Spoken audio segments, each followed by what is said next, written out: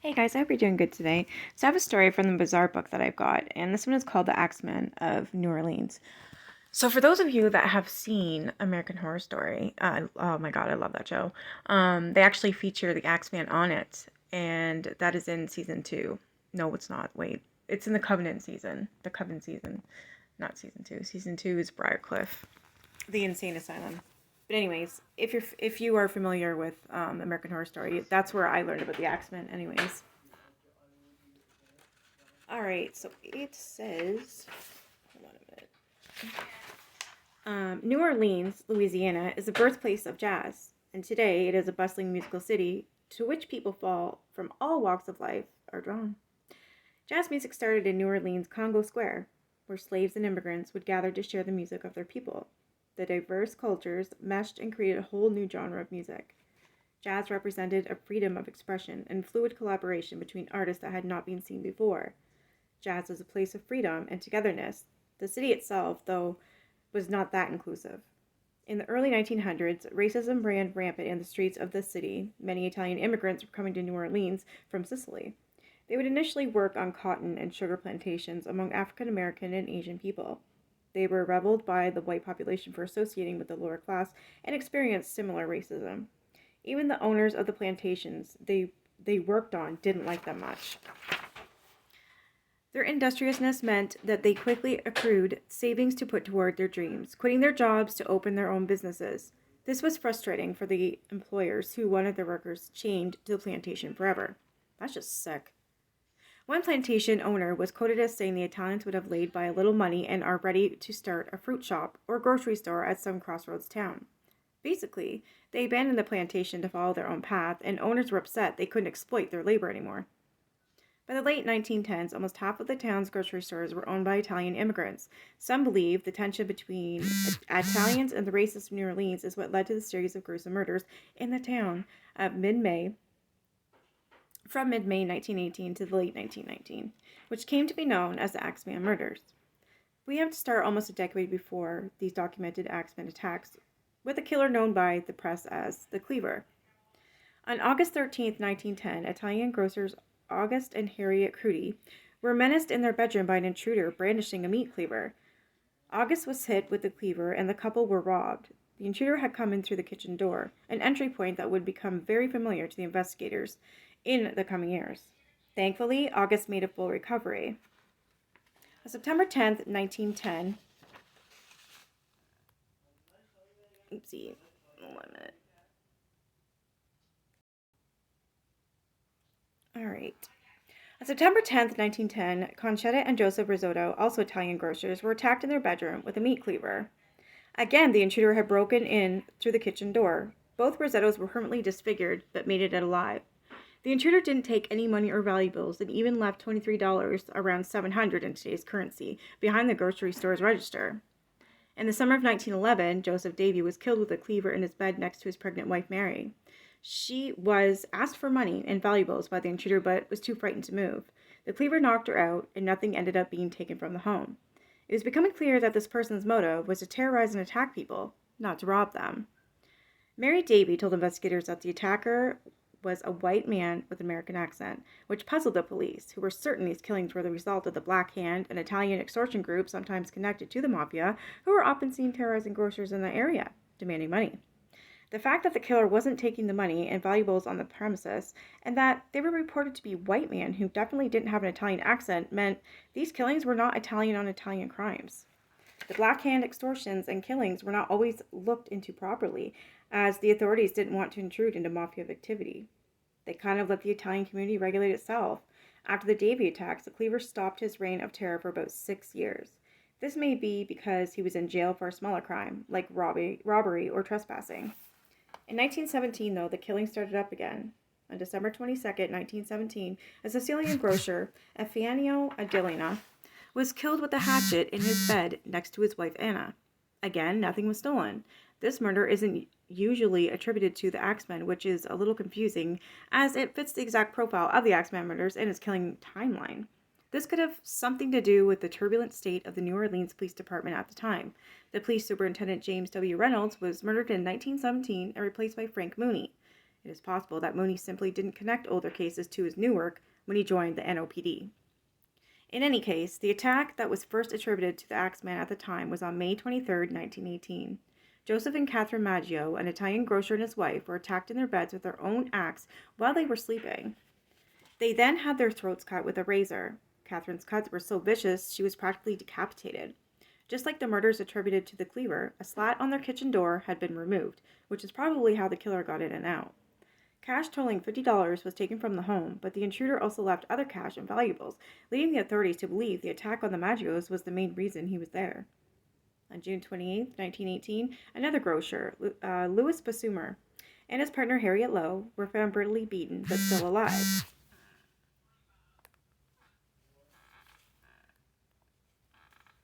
After recovering from the initial shock of the attack, Harriet started accusing Louis of being German and working for the German government.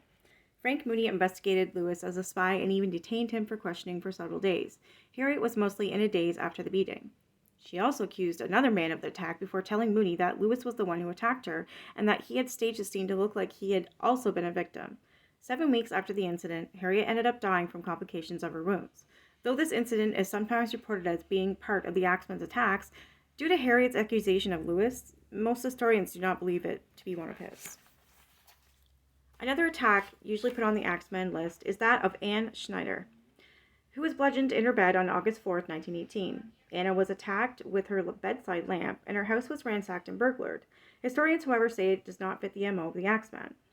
People probably included it because it offers a note of hope. Anna was 8 months pregnant at the time and gave birth to a healthy baby girl a week later. It is not known who may have attacked Anna, but it almost certainly wasn't the Axeman. On August 10th, another Italian man, an 80-year-old barber named Joseph Romano, was attacked. He was found by his nieces, who ran a small grocery out of their home. The woman actually saw the attacker and described him as a dark, tall, heavy-set, wearing a dark suit and a black slouch hat. Joseph died 2 days later. In the weeks after Joseph's death, 3 more Italian grocers were robbed, though they weren't attacked with an axe. The Axeman seemed to be ramping up his vendetta. Newspapers began reporting that people were waiting up, ready to attack the Axeman if he should enter their homes. One reporter said armed men are keeping watch over their sleeping families, while the police are seeking to solve the mysteries of the axe attacks. Extra police are being put to work daily. This seemed to scare the attacker, or perhaps he was once again in jail for pettier crimes because the attack stopped for 7 months.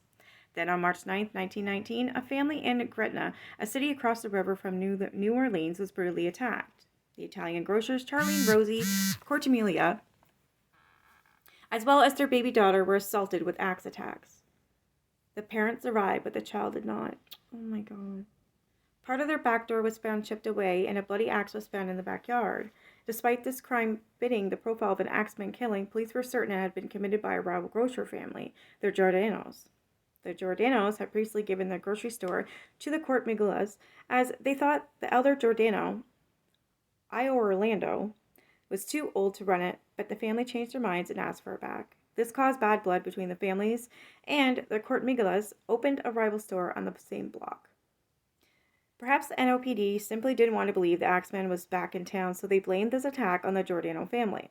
While in the hospital, Rosie was badgered into implicating Orlando and his son Frank. They kept asking her leading questions like, "Frank did it, didn't he?" Once she was discharged from the hospital, Rosie was taken into custody and not allowed to leave until she signed an affidavit saying the Giordanos were responsible for the attack. The Giordanos were sentenced to prison, and Frank was to be hanged. Rosie couldn't deal with the guilt of sending 2 innocent men to prison, so she went to the Times and asked them to print a retraction of her affidavit. She was threatened with perjury if she didn't stick to her original story, but she insisted she knew it wasn't Giordanos who had attacked her family. With no further evidence against them, Orlando and Frank were allowed to go free. So who did attack the Cortimilia family that night? On March 16, 1919, the Times published a menacing letter from the alleged Axeman of New Orleans. It was postmarked "From Hell" and read as follows. "Esteemed mortal, they have never caught me and they never will. They have never seen me, for I am invisible, even as the ether that surrounds your earth.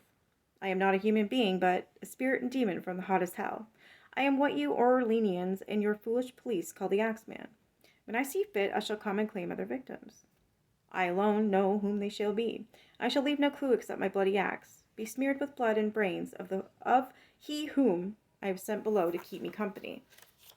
If you wish, you may tell the police to be careful not to rile me. Of course, I am a reasonable spirit. I take no offense at the way they have conducted their investigations in the past. In fact, they have been so utterly stupid as not only amuse me, but His Satanic Majesty, Francis Joseph, etc. But tell them to beware. Let them not try to discover what I am, for it were better that they were never born than to incur the wrath of the Axeman.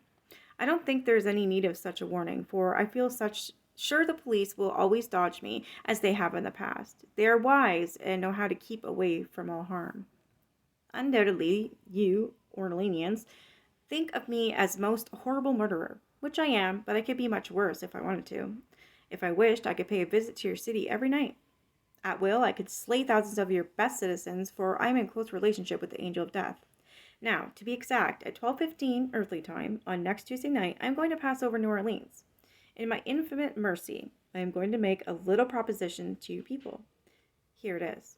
I am very fond of jazz music, and I swear by all the devils in the nether regions that every person shall be spared in whose home a jazz band is in full swing at the time I have just mentioned. If everyone has a jazz band going, well then, so much the better for you people. One thing is certain, and that is some of your people who do not jazz it out on that specific Tuesday night, if there be any, will get the axe.